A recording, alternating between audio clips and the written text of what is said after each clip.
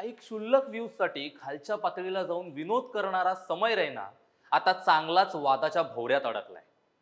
India's got latent या show मध्ये अश्लील वक्तव्य करणारा युट्यूबर, ज्याला पंतप्रधान नरेंद्र मोदी यांच्या हस्ते नॅशनल क्रिएटरचा अवॉर्ड मिळाला, असा हा रणवीर अलाहाबादी आहे.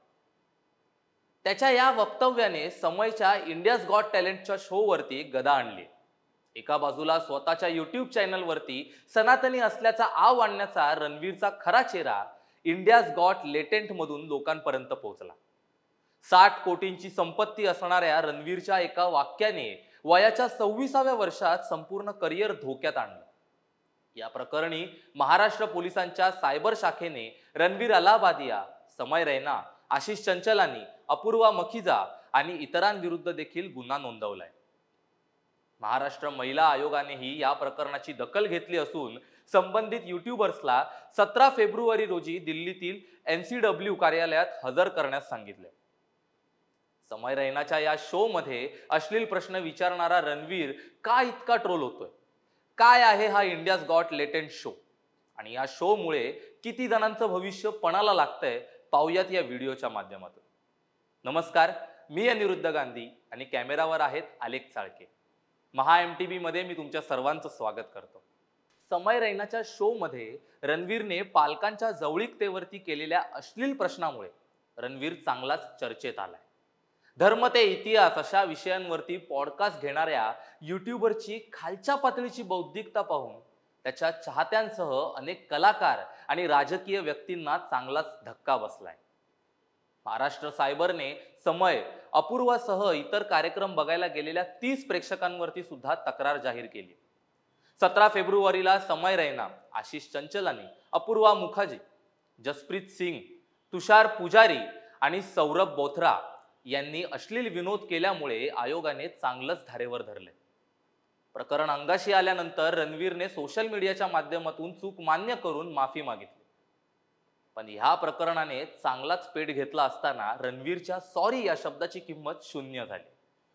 रणवीर अलाहाबादिया हे एक प्रसिद्ध भारतीय युट्यूबर आहे, पॉडकास्ट स्टार आणि उद्योजक देखील आहे. त्याचा जन्म 2 जून 1993 रोजी मुंबई, महाराष्ट्र येथे झाला. त्याने आपले शिक्षण मुंबईतील धीरूभाई अंबानी इंटरनॅशनल स्कूलमध्ये पूर्ण केले आणि नंतर मुंबई विद्यापीठातून इलेक्ट्रॉनिक्स इंजिनिअरिंग मध्ये पदवी प्राप्त केली. 2015 मध्ये रणवीरने बियर बायसेप नावाचं युट्यूब चॅनल सुरू केलं, ज्यामध्ये तो फिटनेस, लाईफस्टाईल, फॅशन आणि स्वयंपाक सारख्या विविध विषयांवरती व्हिडिओ पोस्ट करायचा. त्याच्या चॅनलने लवकरच लोकप्रियता मिळवली आणि त्याने लाखो सबस्क्रायबर्स कमवले. 2019 मध्ये त्याने द रणवीर शो नावाचा पॉडकास्ट सुरू केला, ज्यामध्ये तो विविध क्षेत्रातील प्रसिद्ध व्यक्तींसोबत संवाद साधायचा, ज्यामध्ये त्याची लोकप्रियता आणखीन वाढली. या सगळ्यातून रणवीरने तब्बल 60 कोटींचे नेटवर्क तयार केले आणि त्याचा मासिक उत्पन्न हे 35 लाख एवढं आहे. वयाच्या 22व्या वर्षात त्याने युट्यूब सुरू केलं आणि आज तो 7 चॅनल चालवतो. 2024 मध्ये पंतप्रधान नरेंद्र मोदी यांच्या हस्ते त्याला राष्ट्रीय निर्माता पुरस्कार देखील प्राप्त झाला होता.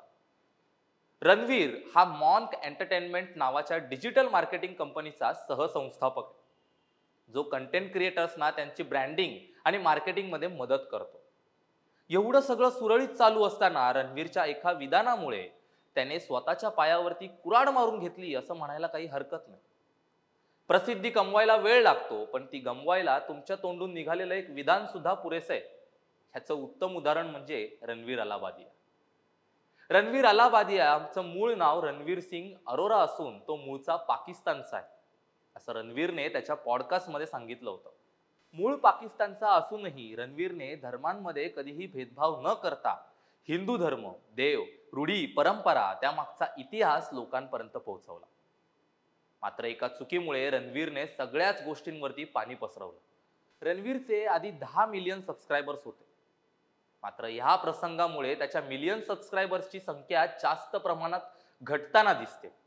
या प्रकरणामुळे रणवीरने कमवलेलं सगळंच गमावलं जाणार आहे की काय, अशी चर्चा सगळीकडे सुरू आहे. तुम्हाला या प्रसंगाबद्दल काय वाटतंय हे आम्हाला कमेंट करून नक्की सांगा. व्हिडिओ आवडल्यास लाईक करा आणि चॅनलला सबस्क्राईब करायला विसरू नका.